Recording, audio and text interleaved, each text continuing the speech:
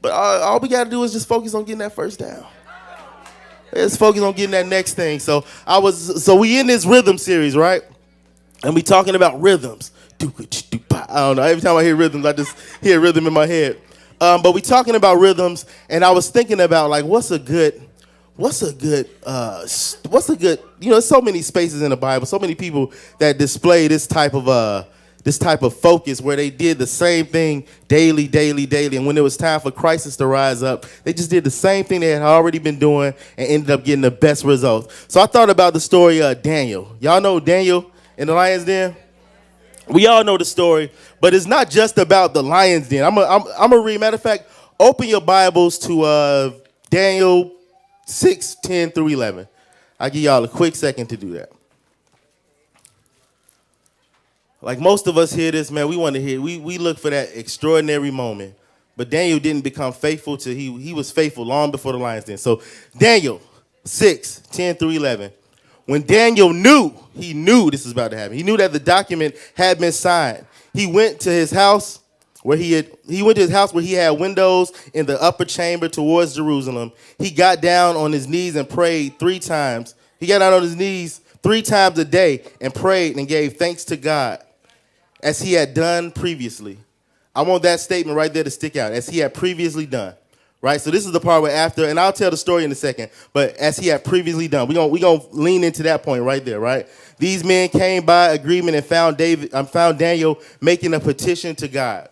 So this is right after, and we'll get into the story for just a second, but this is right after, Daniel was, they basically said, Daniel, you can't pray for 30 days, all that talk, and I'll get into it. But the first thing Daniel did was something that he had always done, was go pray, right?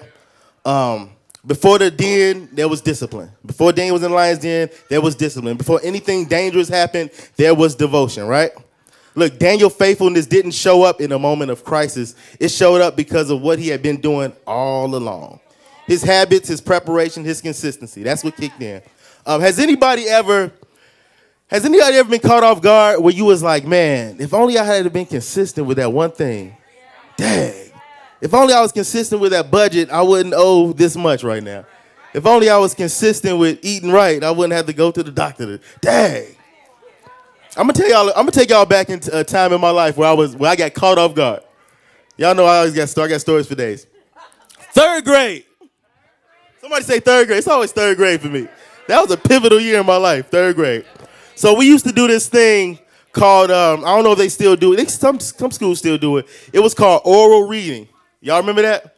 That was where you would go, where the teacher would have a long passage and she would go around the classroom and she want everybody to read a paragraph, right? Y'all remember that?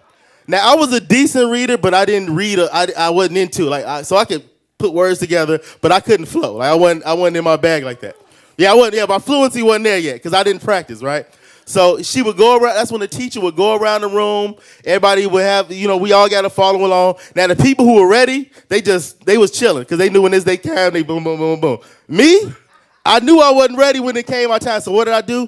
I started looking around. Okay, cool. If Mike is right there, Tisha is there. Cool. All right, better. I'm number 6. All right, so I had to go hurry up and look at the 6th paragraph, right, and try to get ahead. So I did it. I was in the crisis. I was doing crisis mode right now. So I'm reading it. I'm like, okay, cool. Okay, I got mine. I'm ready, right? They get to number 4. Then my boy Reggie raises his hand. He 5. Mrs. Turner, can I go to the bathroom? My whole game plan got thrown off. I'm like, oh, snap. So now I'm scrambling like, oh, okay, so now which paragraph am I now? It get to me, Steve, it's your turn to read. Oh, boy. I didn't proofread. Again, my fluency wasn't there. I'm struggling, and it's always that girl in the class that help you when you struggling, like yesterday, science. I be doing. Nikki was definitely that girl in school who would help people out. Some of y'all, Aziza was too. Why you laughing? Nikki D laughing. You definitely were that. Yeah, yep. Some of y'all was that girl in class. Sister Marsha Jackson, you look like you 1,000% was that girl. When people struggling to read and they be like, and they give them the word.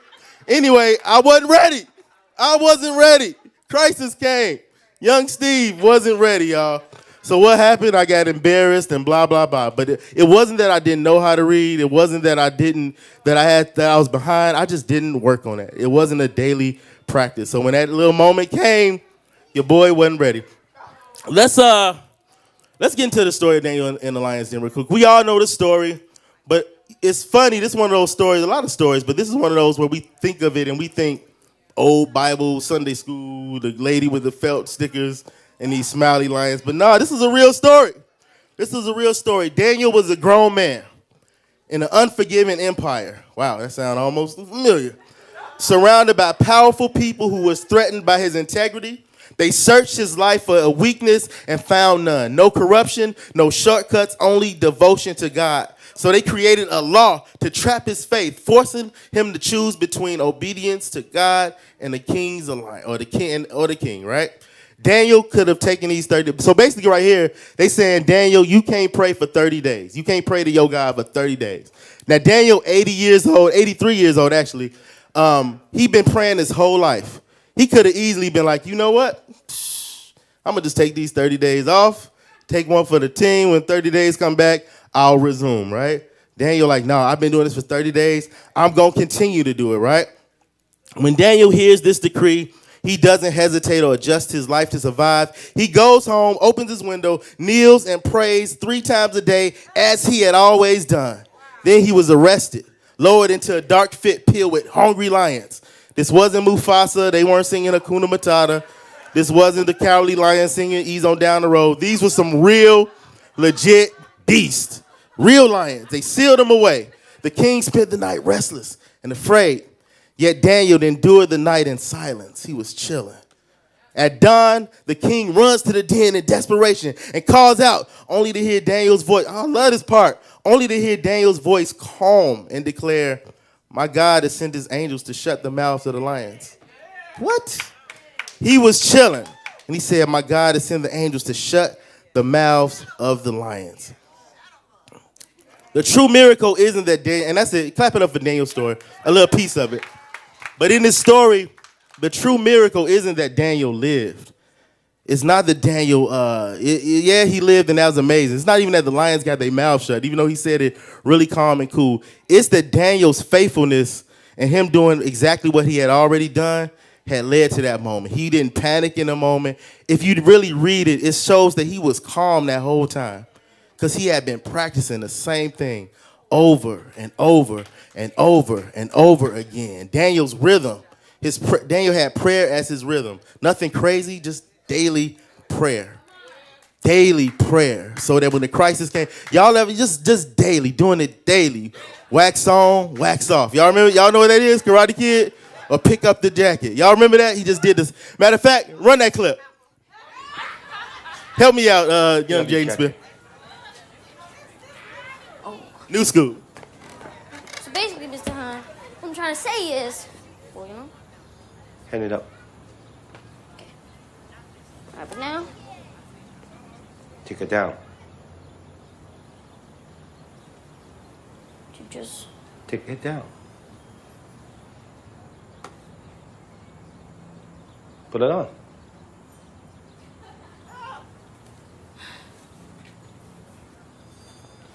Take it off. I already did all this. Take it off. You just tell me why I'm doing this? Take it off.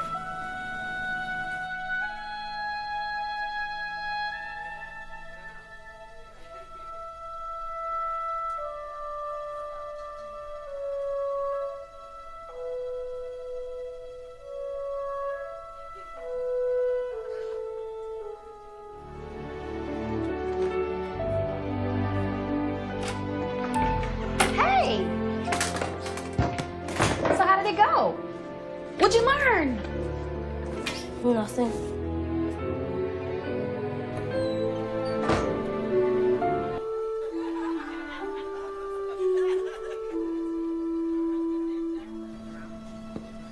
Come here. Check it on. Mr. Hahn, I already... Check it on. Be strong. Check it on. Pick up his jacket! Ooh, Mr. Focus! Okay. Always concentrate. Left back. Rifle back. Pick up your jacket. Stay. Pick up your jacket. Jacket off.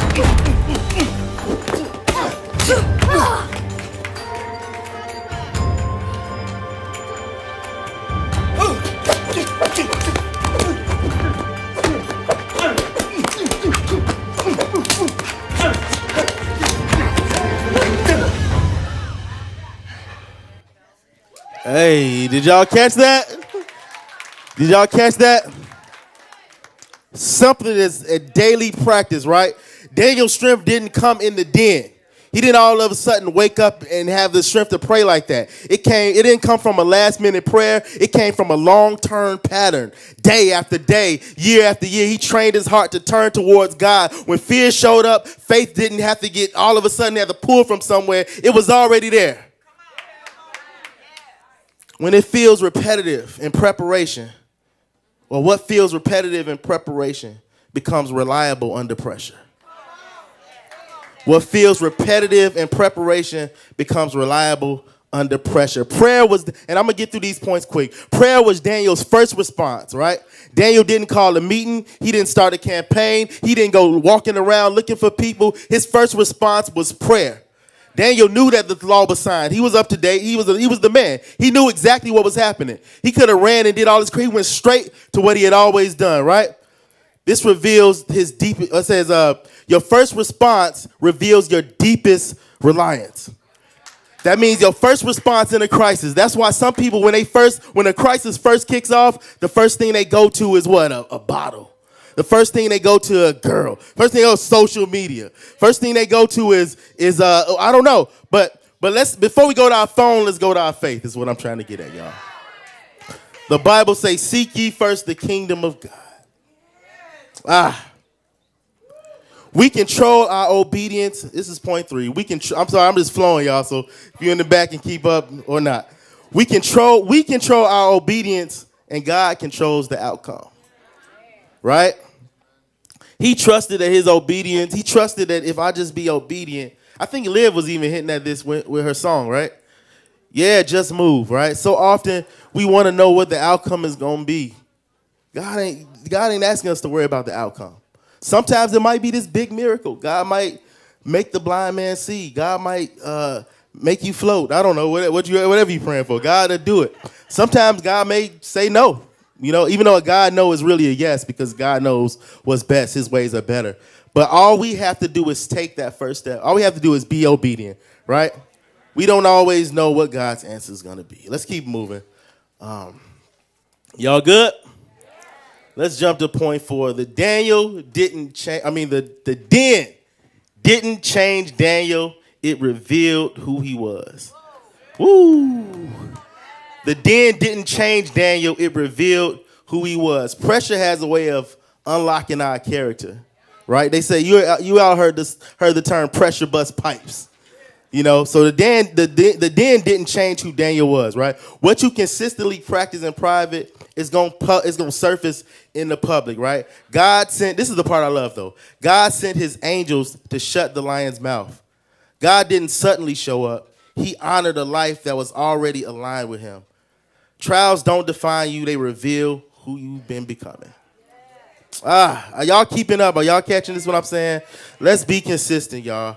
And I'm gonna get ready to close out with this because I know we got to keep it moving. But consistency glorifies God.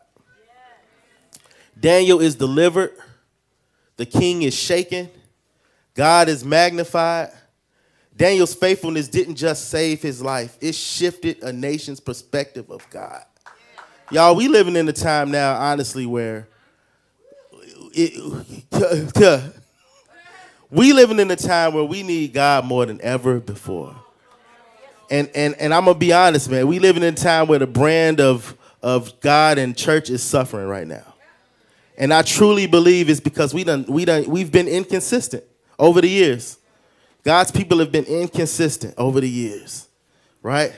Daniel's faithfulness didn't just shape his life, it shifted a nation's perspective. His private consistency turned into a public testimony. Kings made decree, and God's reputation was spread.